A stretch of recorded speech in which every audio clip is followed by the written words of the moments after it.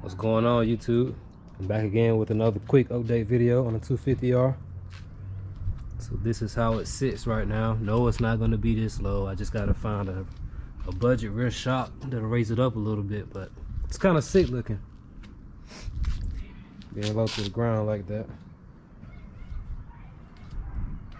But I just found some plastics for a real good deal, and the front wheels, Marvin Shaw front shock. I have a Marvin Shaw rear shock also, but it's too long, so I'll probably sell it and get a shorter one or something, or stick a 300 EX shock on it. But this is how it's sitting for now.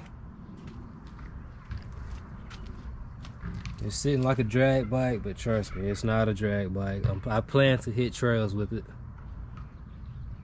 so just figured it's cool looking right now, so I'll make a quick video.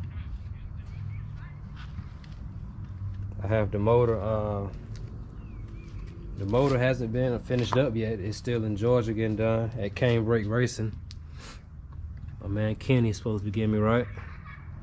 Can't give y'all too many details on the motor though. Just know it ain't stopped. This is it. Oh, I gotta show off a nice seat. Nice drag cut seat. Got the seat in the plastics, all a good deal. This is it.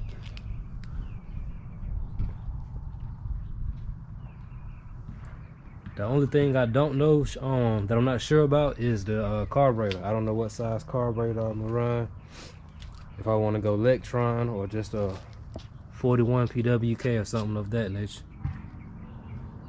But it's just a quick update video. Thanks for checking out the video, guys. Have a good one.